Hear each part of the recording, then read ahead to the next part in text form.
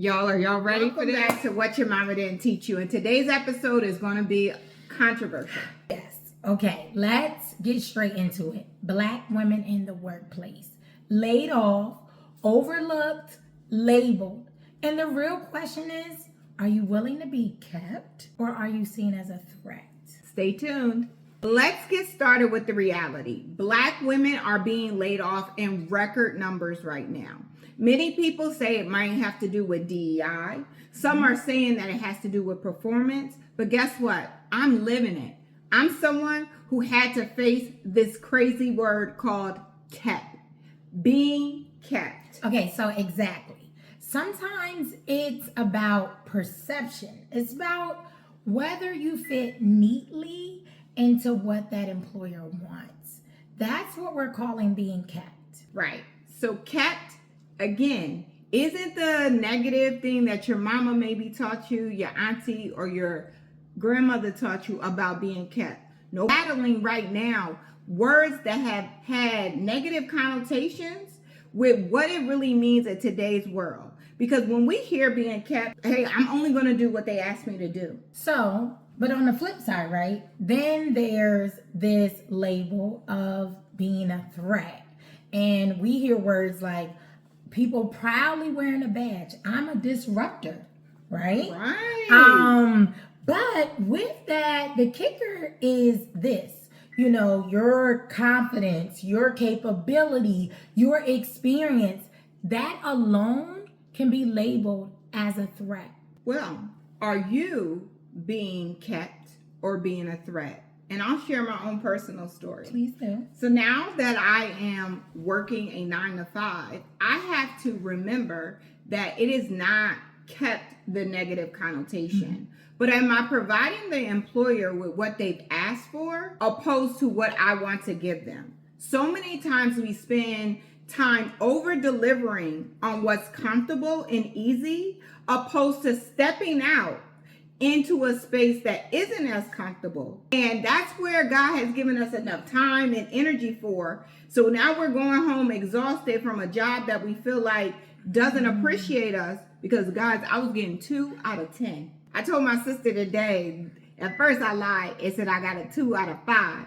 But the reality is I was getting a 2 out of 10 because I was not meeting the description that was being asked of me.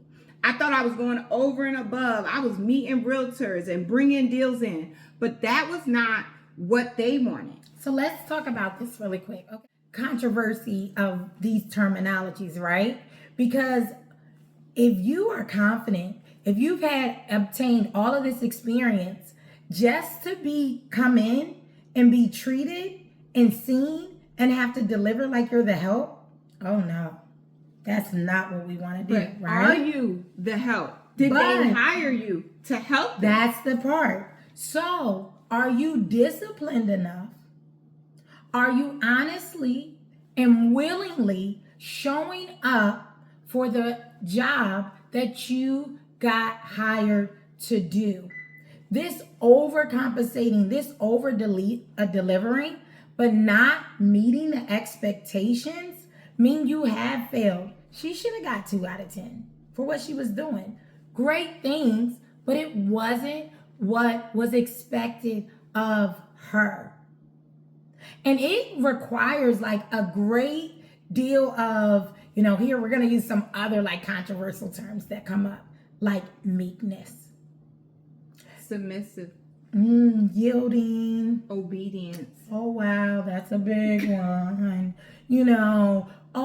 Gentle and quiet. One thing we know about a gentle and a quiet atmosphere, even from a biblical perspective, is that it's a place where people go to get rejuvenated, to get restored, to get the help they needed. But did you come in as a threat? So then you're not welcoming? Ego. You can't get any help. Pride before the fall. Oh, so let me tell you these ones. I'm going to give them what they asked for. As if what they asked for was mediocrity. No, they asked me to deliver what they requested the best way I knew how. Or are you coming in and saying, I'm going to do them a favor versus actually being the favor for them because you're delivering what they asked for in the first place? What you got hired for? Now, understand, we're having this conversation because we know it all so well. Okay, so thanks. I want to go there. Can you not do that? What? I need 4 seconds. Let's go there. So one thing we know about wisdom, it is knowledge and understanding applied in a discerning way. That's a good definition. I just came up with that off the top of my head. But, Okay, we're going to use that as a but it is biblical, you know. So Proverbs 9:10, verses 10 through 11. But it comes from that. So you can have all the knowledge in the world, but if you don't have the understanding, and then you haven't consulted God to get the wisdom on how to even apply that, then it's doing you no good.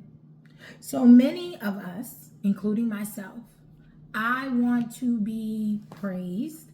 I want to be appreciated and acknowledged and validated and recognized for the knowledge I obtained.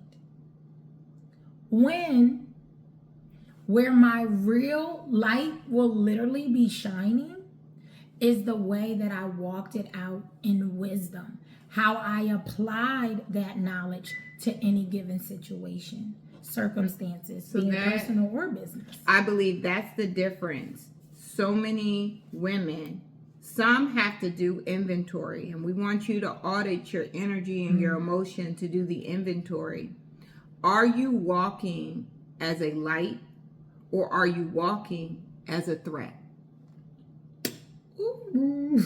I felt like it needed a sound effect. I don't know if you can do that in these videos, but that my friend, that my sister is it, right? Are you a light or are you a threat? So we're not asking you to be anybody's pet. This has been your episode of What Your Mama Didn't Teach You. And today, your mama didn't teach you how to be kept or about being a threat. But we just did.